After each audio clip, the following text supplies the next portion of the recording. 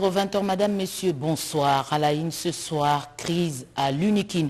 420 professeurs pétitionnaires viennent de mettre en place une commission électorale pour élire un nouveau comité à l'Apukin. Une solution face au refus du comité actuel de passer le flambeau. 12 heures sur la route Mbujimayi-Kabinda. Sur 150 km, le cortège présidentiel a été plusieurs fois embourbé. Des muscles étaient nécessaires pour continuer le voyage vers Lomami sur des voies périlleuses. Tchangou en ébullition, des chambres froides ont été envahies pour s'approvisionner en chinchard vendu au juste prix. L'extase était perspectible sur le marché. Et puis, Monseigneur Tarsis Tshibangou est mort aujourd'hui aux cliniques universitaires. Le décès du président du conseil d'administration des universités du Congo est confirmé par la SENCO. Voilà tout pour les titres. Encore une fois, bienvenue. L'attente aura été longue à Kabinda, presque une demi-journée pour atteindre cette ville en partant de Mbujimayi, 200 km. Le cortège présidentiel, plusieurs fois embourbé. Les voies de communication sont défectueuses. Guilain Kabalondi pour la description. Sur le chemin pour Kabinda, dans la province de Lomami, le parcours est périlleux. Le président de la République a pris mardi tout son courage en main pour prendre la route de Kabinda en passant par Ngandajika afin de se faire une idée de ce que représentent les défis en termes d'infrastructures qu'il faut relever. Le cortège présidentiel s'est plusieurs fois embourbé sur un terrain très accidenté et quasi impraticable. L'occasion était pour le garant de la nation de palper du doigt les réalités de la détérioration très prononcée des routes du Grand Kasaï. Au départ de Mbujimayi à 9h, c'est autour des 21h que le président et sa suite ont foulé le sol kabindé.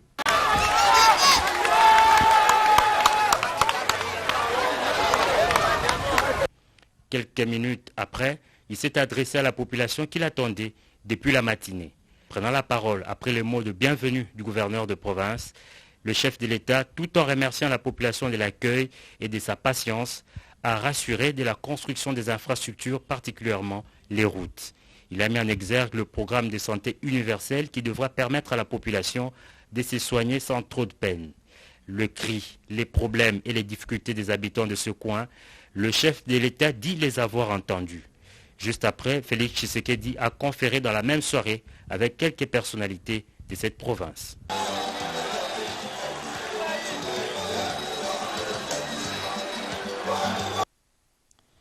Comme Kabinda, Kananga attend fiévreusement l'arrivée du président de la République. Le terrain est préparé par des précurseurs dans l'UNC. L'honorable député national, John Tumba, secrétaire général de l'UNC, balise le chemin. Regardez les images de son arrivée à Kananga. Après l'étape de Mbujimayi Mweneditu, le chef de l'État, Félix-Antoine Tshisekedi Tshilombo, est attendu à Kananga. Ici, toutes les forces vives s'apprêtent déjà à accueillir le président de la République. Dans cette délégation, un digne fils du terroir est sur terrain pour baliser les chemins en vue de réserver un accueil chaleureux au président de la République. Le député national et secrétaire général adjoint de l'UNC en charge de la zone centre, John Tumba, a été ovationné dès son arrivée à l'aéroport national de Lungando par les militants et sympathisants de sa famille politique. Chemin faisant, il a communié avec la population, un bain de foule qui témoigne sa popularité dans cette partie du pays. Cette même population réserve au président de la République un accueil délirant. Mukenge Chabuntu, cette bourgade, a servi le point de chute de cette caravane. C'est déjà un signal fort et que moi je suis juste un annonceur. Mais voilà, celui que nous attendons va arriver. J'en profite pour remercier toute la population de la ville de Kananga qui m'a accueilli chaleureusement. Je l'invite à se mobiliser comme un seul homme le jeudi 30 décembre pour accueillir plus que ce qui s'est passé. Sur place, le Cap pour le changement a tenu un meeting pour remercier la population qui a répondu à cet appel. Kananga, depuis l'annonce de l'avènement du chef de l'État, est dans une ambiance toute particulière. De l'autre côté, le parti présidentiel mobilise pour un accueil sans précédent précédent à Kananga. Le vice-président de la commission électorale au sein de l'UDPS a fait des entraînements sur comment chauffer la foule plus que l'étape de Mbujimaï. Le fils du terroir est là. C'est un John Kabeya Shikai très attendu, qui foule les sols du Kasaï central par l'aéroport national de Lungando. Dès l'aéroport, c'est au cadre de l'Union pour la démocratie et le progrès social UDPS est pris en triomphe par une foule nombreuse. Durant son parcours, le vice-président de la commission électorale du parti CEP est ovationné par le public et contraint à certains endroits à une marche à pied. John Kabeya Shikai, qui précède le président de la République Félix Antoine Tshisekedi Tshilombo au Kasaï central, a dans son speech à la place Mukenge Chabantou, où un meeting était organisé en signe de remerciement et de communion avec la population. Remerciez tous pour leur amour, la communion et l'attachement aux valeurs républicaines prônées par Félix Antoine Tshisekedi Tshilombo. Kabeya veut plus de foule que celle-ci à l'accueil du président Tshisekedi. Le chef d'État arrive ici chez nous pour évaluer les besoins de la population du Kasaï central aussi. Ces jours-là, que tout homme, femme et jeune du Kasaï central se mobilise pour un accueil sans précédent.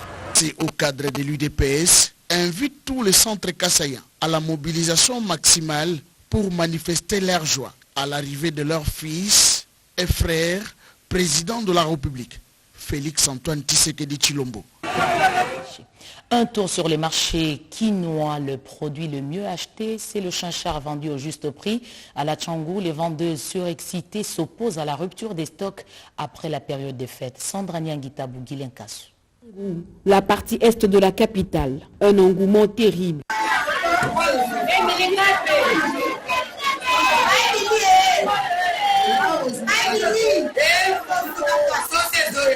Les commerçants se bousculent pour se procurer du poisson du gouvernement venu de la Namibie. Ici aussi, la baisse du prix des chinchards est effective. Une promesse réalisée aux grandes dames des détracteurs. Le ministre de l'économie nationale, Jean-Marie Kalumba Youma, est resté focus sur son objectif, c'est lui du juste prix sur le marché. Une baisse qui se fait sentir tant chez les commerçants que dans les ménages. Le peuple d'abord. La vision du chef de l'État, Félix Antoine Tshisekedi Tshilombo, est donc conjuguée au présent. On a acte au gouvernement salé, à promettre du peuple. Oh, Bogolia, Bogomela. Peuple, Bamoni Angona Miss. Bamoni Angona Miss. Basepeli. Gazana posa, Fatia Oumela. Fati béton, akangi béton. Pour nzalo biso to bandaki kolela. Atra to komi komona ona miso. Ezala kaka bongo, mutu akosa ete, mutu alengisa ete. Biso ba mama toza. Leur seul souhait est de voir cette action du gouvernement se pérenniser pour le bienfait du peuple congolais, car dit-on, ventre affamé n'a point d'oreille. La maman toza pour na fati, la maman oh toza pour na fati béton, ah oui mais là, les zabos, ezala te oh toya bona janvier mbise zate, on mbise sili, biloka gouvernement et sili, bakoto la biso. Ce prix de poisson chinchard devenu aujourd'hui juste va indubitablement avoir un impact positif sur le panier de la ménagère et les commerçants. D'autres détails sur cette descente dans différents points de vente à Kinshasa sont à suivre dans une page magazine qui vous sera diffusée à la fin de ce journal préparé par Sandra Nyangitabo. Rappel à l'ordre, les mauvais conducteurs sont à la base de nombreux accidents en cette période de fête. Pour Transco, Chief Chipamba, son directeur général, a remonté les bretelles de son personnel sur le devoir d'exemplarité sous Ingoy. C'est un moment d'échange pour un rappel à l'ordre entre le directeur général de la société Transco et les travailleurs. En cette période des fêtes où l'on constate les embouteillages sur les routes de Kinshasa, pour la plupart créés par les chauffeurs, Chief Chipamba Ngamba Malou appelle les conducteurs des bus Transco à plus de conscience. Je ne cesse de vous dire, ceux qui ont fait accident et d'aller perdre pour la société. Ceux qui ont fait accident. Vous les chauffeurs de l'État, vous devez être exemplaires. Vous ne devez pas agir comme les chauffeurs des D5C, Esprit de vie et autres transporteurs privés. Un accident est une perte pour la société, car la tâche revient à l'État de dédommager les dégâts causés. L'occasion faisant le larron, Le directeur général de Transco a supervisé la distribution des vivres pour les festivités des fins d'année. Tous les agents ont été servis, y compris les stagiaires et les temporaires. Joyeux Noël, bonne année à vous. Soucieux d'améliorer les conditions sociales des agents, la direction générale de Transco se prépare pour le paiement du 3e mois de salaire.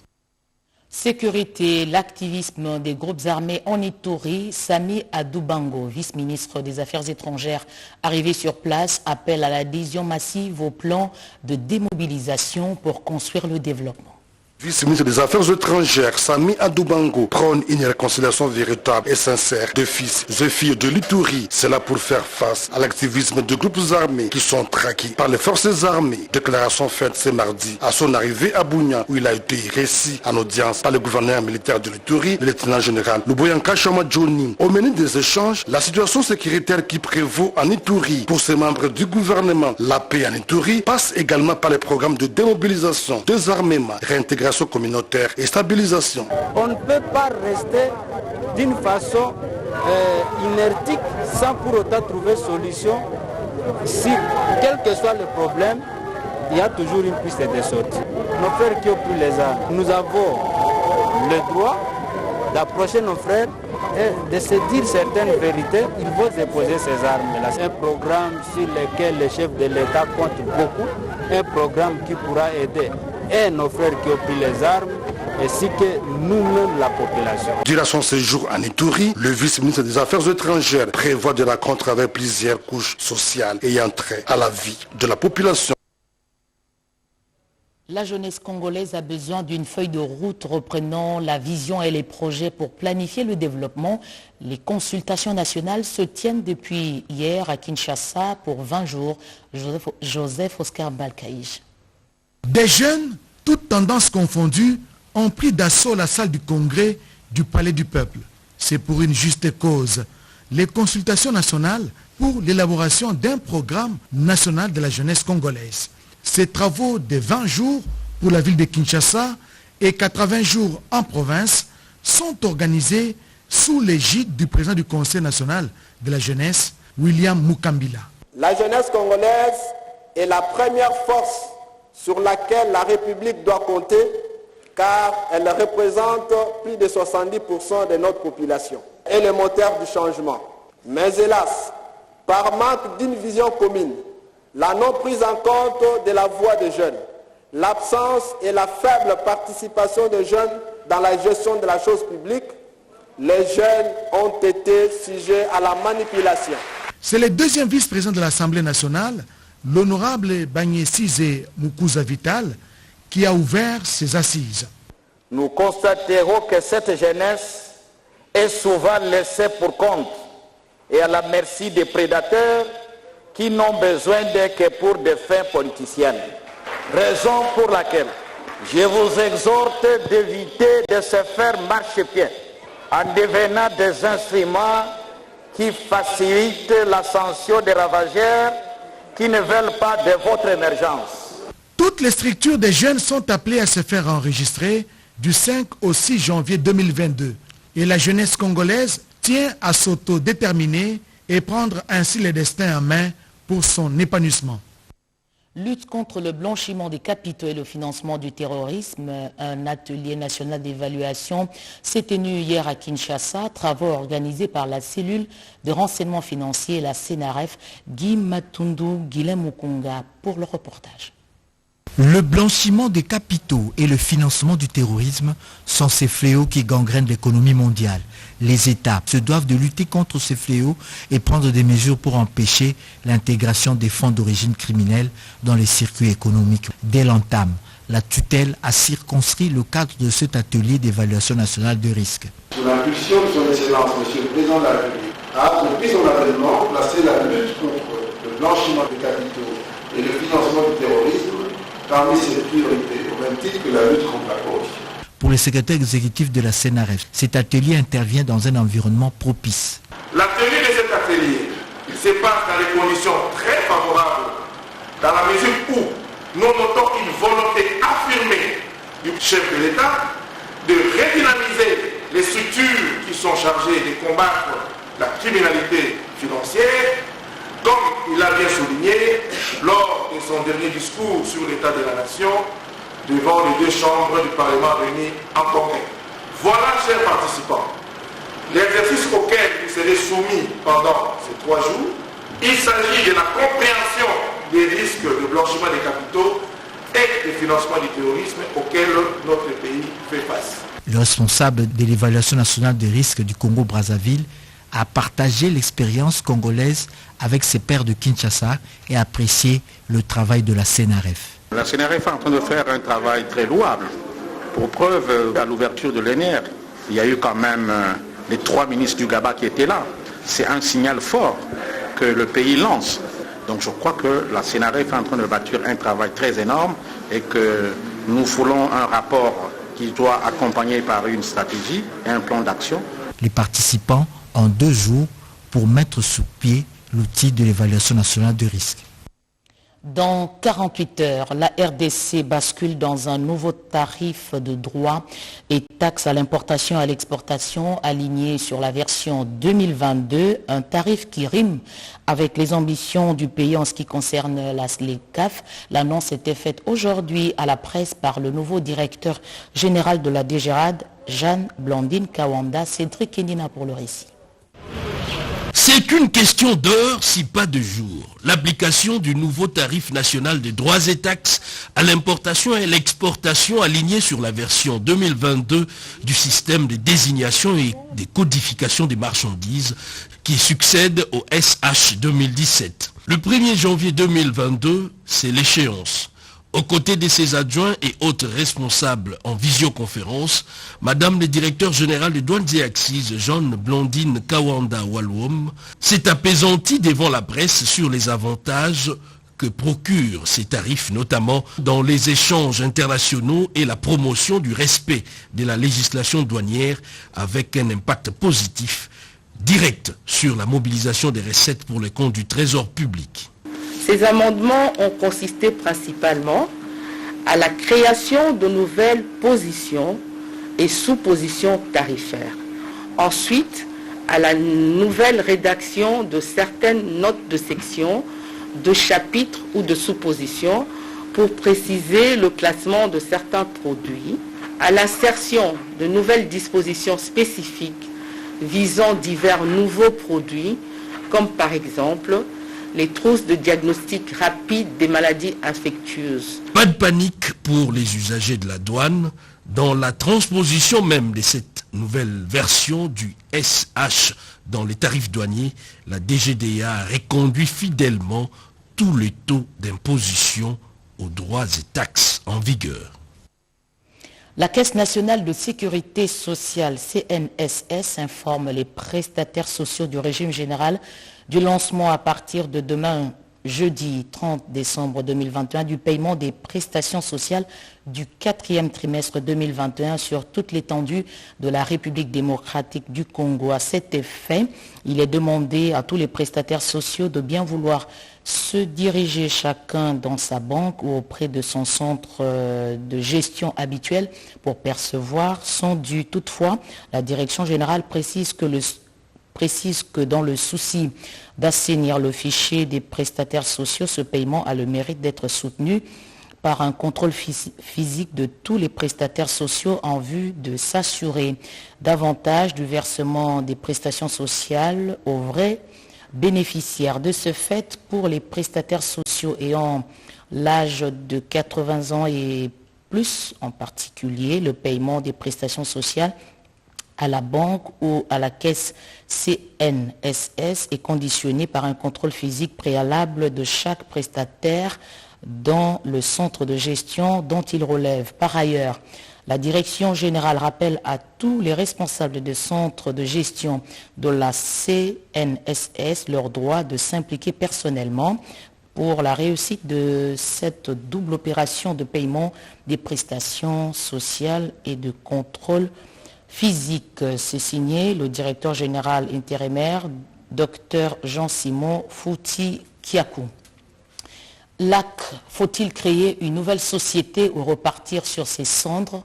Une commission travaille sur les recommandations du Conseil de ministres qui a abordé cette affaire. Commission sous la coupe des deux membres du gouvernement, Adel Kaïnda et Chérubin Okende, Angèle Mabiala-Landou et Litumba. Au dernier Conseil de ministres de l'année 2021, parmi les points évoqués figurait la question de la liquidation des lignes aériennes congolaises. Le président de la République, Félix-Antoine Tshisekedi Tshilombo, a instruit la ministre d'État en charge du portefeuille et le ministre des Transports d'étudier minutieusement ces dossiers afin de lui donner de précisions sur un certain nombre de problèmes. Entre autres, les créances certifiées de l'AC SARL sur l'État congolais, la dette sociale certifiée due aux agents, la dette envers le tierce, la valeur marchande du patrimoine existant et autres litiges importants. C'est la dette qui est aujourd'hui là est liquidée totalement. Ce patrimoine sera affecté à quelle institution? Aujourd'hui, nous savons que les pays n'ont qu'une seule ligne aérienne qui est à ce jour Congo Airways. Est-ce que nous pouvons prendre la responsabilité parmi les propositions de nous dire est-ce que c'est de renforcer tel qui existe ou de créer une autre ligne avec autant d'incertitudes? Une commission est déjà à pied d'œuvre, mise en place par le numéro 1 du portefeuille, la princesse Adel Kaïnda Maïna. L'objectif final sera de rendre compte au Conseil de ministres qui va prendre des décisions. Est-ce qu'il faudra créer une nouvelle société aérienne ou continuer avec les cendres des lacs? La commission s'y attelle. La dernière décision reviendra au garant de la nation, Félix-Antoine Tshisekedi Tshilombo. L'espace Kassai a besoin de routes, de dessertes agricoles et des points d'adduction d'eau. La population s'est exprimée devant le chef de l'État. François Robota, ministre du Développement rural, l'a bien noté. On l'écoute à son retour à l'aéroport international de Ndjili. Je viens du Kassai oriental, où j'avais précédé son Excellence, Monsieur le Président de la République, Félix-Antoine Tshisekedi. Il nous y a trouvés et avec lui, nous avons fait des tours de beaucoup de territoires, notamment Kabeyaka Mwanga, Miabi, Tshilenge, et bien voilà des retours. Vous savez que nous sommes sur l'espace Kassai sur plusieurs axes, notamment les addictions en eau potable, il y a aussi les routes de dessert agricole, il y a les écoles, il y a le centre de santé, il y a le centre multifonctionnel. Mais ce que je peux ajouter ici qui est important, c'est l'accueil tout à fait extraordinaire qui a été rendu au président de la République à son arrivée et partout où nous sommes passés. Mais pour moi, l'étape qui a été la plus sensationnelle et la plus émotionnelle, c'est l'étape de Mupompa, là où il nous a amenés pour nous montrer là où ils avaient été relégués depuis 1984. Et l'ambiance était très très bonne lorsqu'il a croisé ses amis d'enfance. Non, mais ce n'est pas seulement un message pour la seule population de l'espace Kassai, mais c'est un message que je peux lancer pour toute la population de la République démocratique du Congo, de donner espoir et faire confiance à son Excellence, Monsieur le Président de la République, Félix-Antoine Tshisekedi. Il est déterminé et résolument engagé pour sortir le pays de là où il est présentement. L'actualité, c'est aussi ce nouveau rebondissement dans la crise à Lapukine. 420 pétitionnaires décident de mettre en place une commission électorale pour organiser les élections afin d'élire un nouveau comité à la tête de cette organisation des professeurs de l'UNIKIN. Explication Rodépanda. L'université de Kinshasa ne pourra jamais atteindre ces trois objectifs, à savoir l'enseignement de qualité, la recherche et le service à rendre à la population si la structure mère de tous les professeurs, la PUKIN, association des professeurs de l'université de Kinshasa, ne parle pas le même langage et ne regarde pas dans la même direction. Conscient de cette réalité, 420 professeurs ont signé une pétition suivant les textes réglementaires de cette structure par le groupe de 5 professeurs qui a convoqué l'Assemblée générale avec en tête le professeur Albert Kabamba, assisté des professeurs Chunda Jean et Kika Mavanda, tous membres du comité des sages. Cette crise au sein de la Poukine découle du refus du comité exécutif sortant arrivé fin mandat depuis le 15 août 2021 de convoquer une assemblée générale afin d'installer une commission électorale suivant les dispositions régissant la Poukine. Le refus affiché par le comité exécutif dirigé par le professeur Bokolo de convoquer une assemblée générale avant le 30 décembre dernier. Pour décanter cette situation face à ces échecs, des tentatives de négociation initiées par le comité de gestion sortant, comme l'actuel comité de gestion de l'UNIKIN, une commission électorale vient d'être mise en place au cours de cette assemblée générale. Elle est constituée du professeur Mwinga, président, le professeur Kondani, vice-président, le professeur Kouete Dieudonné, secrétaire rapporteur, et du professeur Félicité Langwana, membre.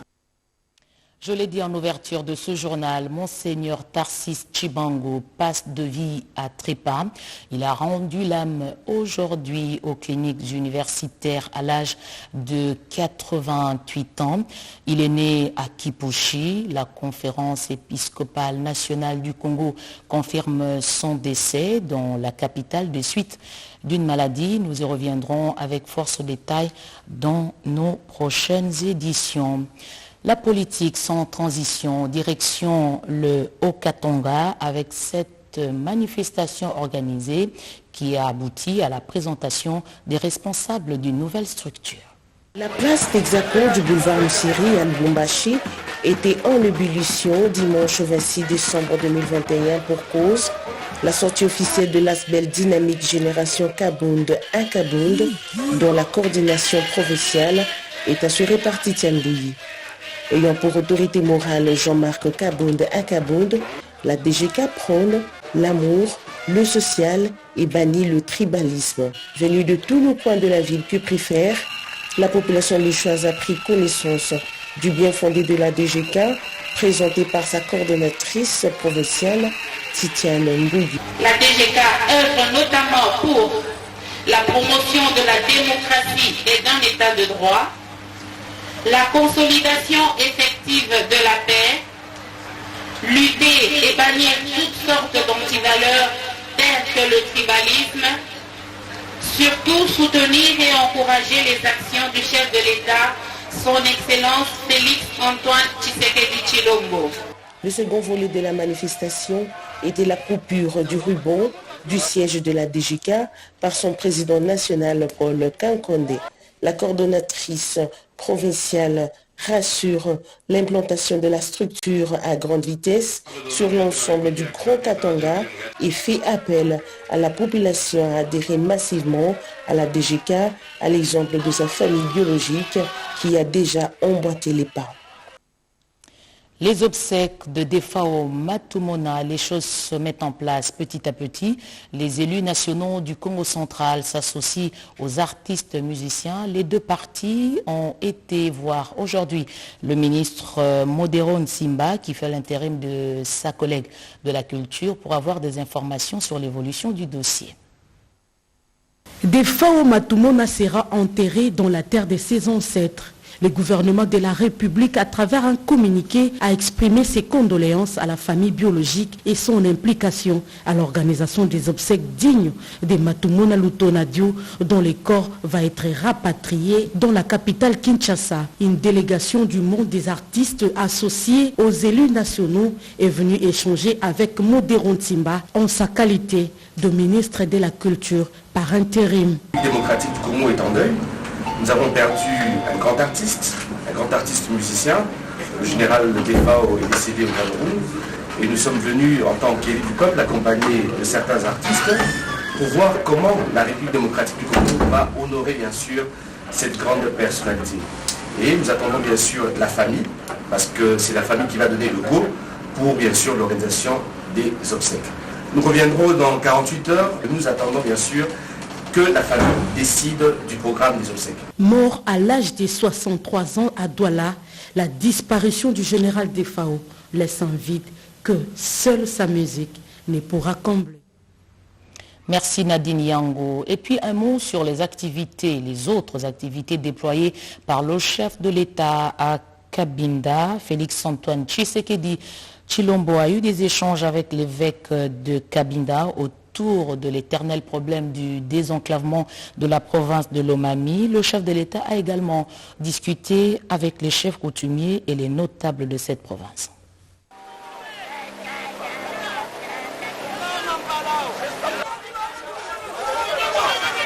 Après un parcours du combattant pour atteindre Cabinda et un meeting dans la soirée, le chef de l'État a reçu le même mardi soir quelques délégations officielles des notables locaux pour recueillir leurs divers doléances et points de vue. C'est l'évêque de Cabinda qui a ouvert le bal des audiences pour sa première rencontre avec le président Tshisekedi depuis son accession à la magistrature suprême. L'homme d'église a avant tout remercié le chef de l'État pour cette visite historique dans la province de Lomami. Nous l'avons remercié d'être venu jusqu'à Cabinda en affrontant courageusement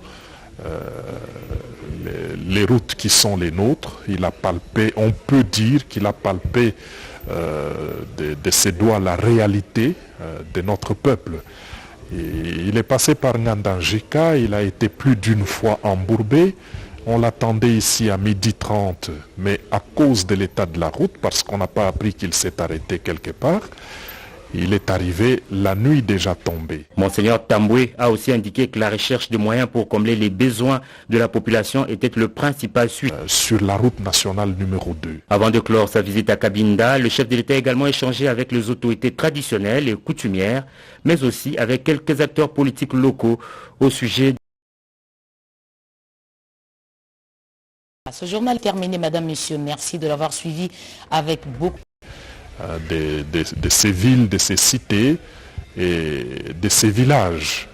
L'enclavement par un travail très urgent, très nécessaire qu'il faut faire sur la route nationale numéro 2. Avant de clore sa visite à Cabinda, le chef de l'État a également échangé avec les autorités traditionnelles et coutumières, mais aussi avec quelques acteurs politiques locaux au sujet du développement de cette province enclavée.